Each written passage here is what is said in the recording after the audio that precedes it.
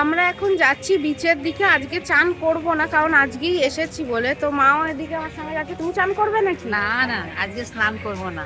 আজকে চান করব না, মনে হয় বাবাই আর ভাই মানে সৌমিক ওরা মনে হয় চান করবে। আর আমার ঠাম্মা বাড়িতে আছে, টায়ার্ড হয়ে গেছে, রেস্ট নিচ্ছে একটু, তার জন্য ঠাম্মা বেরোতে পারিনি।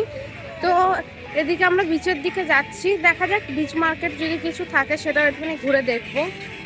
দেখছি এখানে চেয়ার পার আওয়ারে 50 রুপিস বলছে, তো আমরা দেখি দুটো চেয়ার নিয়ে নেবো। আমরা হয়তো বসবো, আজকে আমরা নামবো না সমুদ্রে। না না না না, নামবে ওইটা এমনি বলছে, ও ঠিক নামবে। দেখি লাস্ট অব্দি কি হয়, কিন্তু না বলা যে কোনো প্ল্যান নেই। পাটা ধুয়ে যাবো। হ্যাঁ, অন্তত পাটা ধুয়ে আমরা বাড়ি ফিরবো। আর আজকে ভেবেছিলাম বিচ মার্কেটে একটু এক্সপ্লোর করব, কিন্তু আজকে থেকে শুনলাম বিচ মার্কেট 20 দিনের জন্য বন্ধ থাকবে। তো দেখা যাক কি করবো।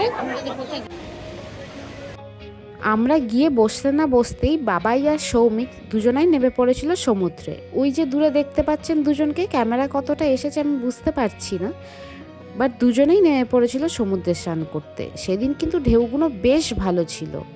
আর এদিকে আমি একটুখানি ঘুরে বেড়াচ্ছিলাম। সমুদ্রের ধারে এলেই মনটা কিন্তু খুব ভালো হয়ে যায়, দেখবেন সমুদ্রের যে হাওয়াটা যখন মুখে লাগে তখনই কিন্তু মনটা খুব ভালো হয়ে যায়। আমি আর মিঠুমা বসে বসে অনেকক্ষণই ওয়েট করছিলাম, কারণ ওদের চান শেষই হচ্ছিল না। তারপর আমাদের খিদে পেয়ে গেছিল। তখন দেখলাম সামনে একটা দাদা শশা বিক্রি করছে, তাই সেই দাদার কাছ থেকে একটা শশা নিয়ে এলাম। অন্য সময় পুরীতে বিচের ধারে যখন বসে থাকি বেশ অনেক খাবারই আসে আর অনেক খাবারই বিক্রি হয়, কিন্তু আমি বললাম না যে বিচ মার্কেটটা বন্ধ থাকবে বলে একদমই কিছু বিক্রি হচ্ছিল না। শুনলাম আজকে যাও পাওয়া যাচ্ছে, কাল থেকে তাও পাওয়া যাবে না। দেখি কাল থেকে কি হয়। আর এদিকে বাবা সৌমিকের চান শেষ হয়ে গেছে।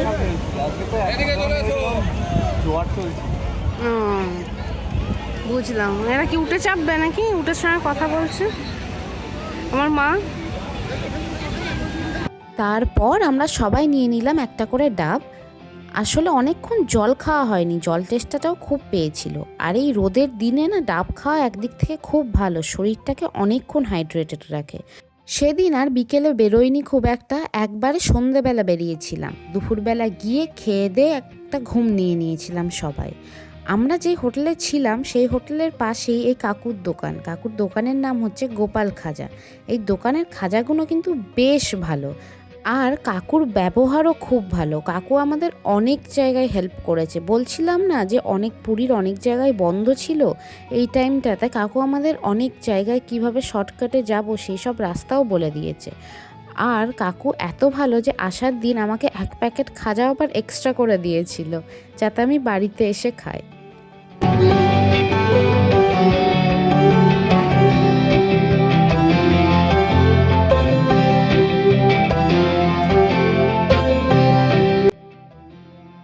যেন মনে হলো যেন আমি যেন সেই থেকে এলাম, কার্গিলের যুদ্ধ জয় করে এলাম, অতগুলো গাড়িকে পার করে দিয়ে। এই জন্য কাউকে মানুষকে মানে নাই না, যে একটা বয়স্ক মানুষ যাচ্ছে, হ্যাঁ আমি তো পার করা একটু আসছি যেন মনে হচ্ছে যেন সব বাস্তব জিনিসগুলো।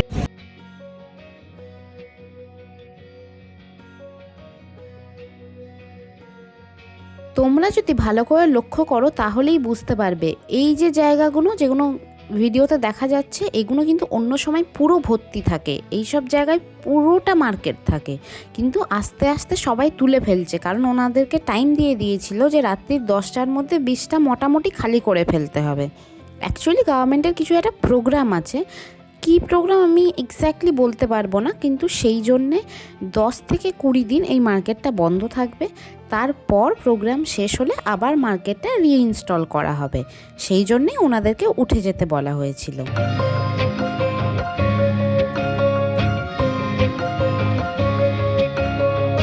হয় না, লাস্টে যেটুকু পড়ে থাকে মানুষ সেটুকুকেই নেওয়ার চেষ্টা করে, আমাদেরও হয়েছিল সেই অবস্থায়। আমরা জানতে পেরেছিলাম তো কাল থেকে বিচ মার্কেট আর থাকবে না, তাই তাড়াহুড়ো করে টুকটাক যে আমাদের শপিংগুলো সেগুলো সেরে নেওয়ার চেষ্টা করছিলাম। আর এই যে হারগুলো আমার খুব ভাল লেগেছিল ওখানে গিয়ে, তার জন্য ওখান থেকেও আমি 2টো ওরকম হার নিয়ে নিয়েছিলাম।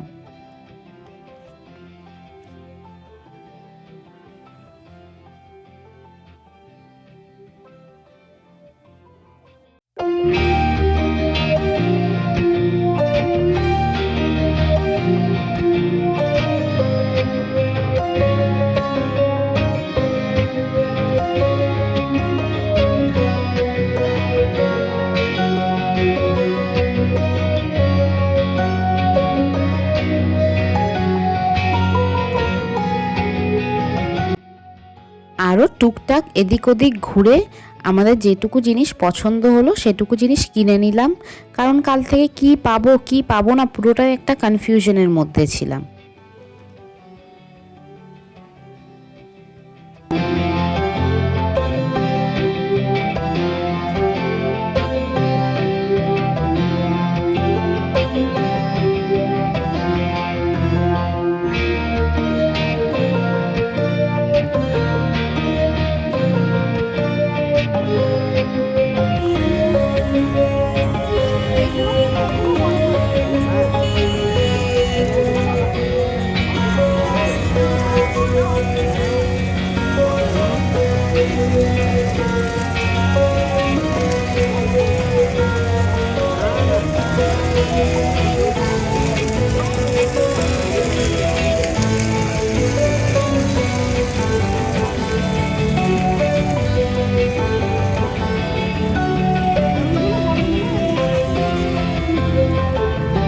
কেনাকাটি করতে করতে আমাদের সবাইয়েরই পেয়ে গেছিলো খুব খিদে। তো এখানে একটা দাদা একটা কিছু বিক্রি করছিল, আমরা এক্স্যাক্টলি বুঝতে পারছিলাম না জিনিসটা কি, তার জন্যে আমরা চলে গেছিলাম ট্রাই করতে। তোমরা কেউ এই জিনিসটার নাম জানলে একটুখানি কমেন্টে বলো তো। খেতে কিন্তু দারুণ ছিল। তারপরে আমি আর সৌমিক চলে গেছিলাম একটুখানি মাছ ভাজার দোকানে মাছ ভাজা খাবো বলে।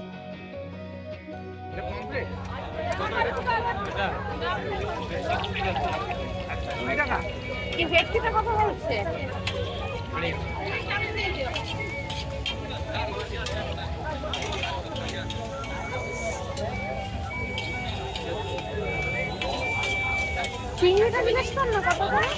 এটা কি মাছ দাদা? ভাই এটা কি মাছ?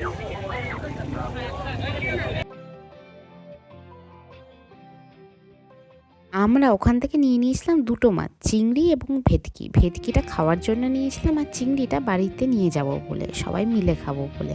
বাড়ি মানে হোটেল রুমের কথাই বলছি। ভেটকি যেটা নিয়েছিলাম ওটা খুব একটা কিন্তু খারাপ ছিল না খেতে, কিন্তু ভেটকির তুলনায় চিংড়ি মাছটা খেতে আরও বেশি টেস্টি ছিল।